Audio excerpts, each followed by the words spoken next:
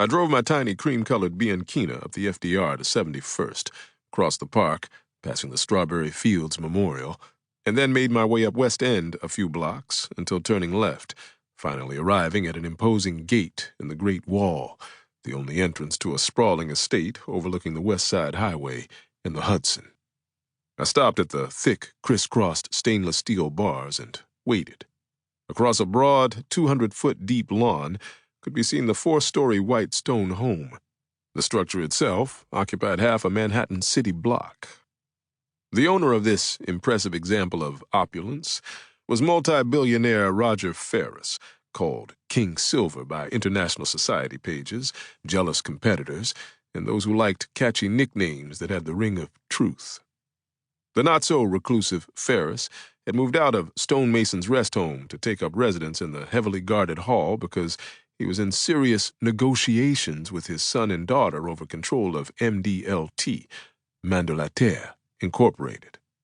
Roger's children, Alexander Ferris and Cassandra Ferris Brathwaite, had filed suit claiming that their father was no longer competent, arguing that the board of directors of MDLT and the state of New York, among others, were legally bound to appoint them his trustees. If they were successful, they would become executor and executrix of an international conglomerate estimated to be worth north of $800 billion. Sitting in my minuscule Italian car, I considered the siblings' claim against their father. He was 91 years old, an advanced age for a captain of industry. The kids were both past retirement age themselves. The argument that he, Roger, was too feeble to run an international conglomerate made sense, except for the fact that anyone who spent more than 5 minutes talking to the man knew that he was vibrant, vital, and vigilant. He played a mean game of chess, and before the recent pandemic and legal troubles, he still danced every day. I knew of his gambling because his regular dance partner was my grandmother, Brenda Naples. Brenda was 93, sharp as a whip, and black as a moonless night on an ancient sea. She met Roger at Stonemason's, and they quickly became 3/4 of an item. It was an unexpected coupling. Roger had been rich since the moment of his conception, whereas Brenda was born of sharecroppers, the issue of earlier sharecroppers, who were, in turn, born from 3 centuries of enslavement. "Hey, King," intoned a voice I knew quite well. "Fourth?" I replied, turning my head to gaze out the driver's window at the huge white man who seemed to have materialized from nowhere. Forthright Jorgensen was 6'5" with more muscle than most athletes. His hair was tawny and his eyes a color blue that almost seemed synthetic, it was so bright.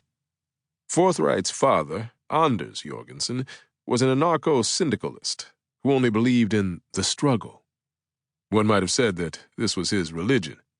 Forthright became an old-school libertarian and started organizing unions. When he gave up on the American brand of labor coalitions, he published a notice in the Western Worker magazine saying, "I am abrogating my membership in the unions I belong to because of their inability to inspire political change and to fully eradicate sexism and racism from their ranks, and their failure to comprehend the underlying fascist tendencies of modern-day capitalism." "You here to see Brenda?" Forth asked me. "She's here today?" "Been all week." "Well then, I'll be happy to say hey." "If it ain't her, then what brings you up here?" Forth was close enough that he could give my small auto a cursory once-over. He was, after all, in charge of security for the mansion and everyone in it.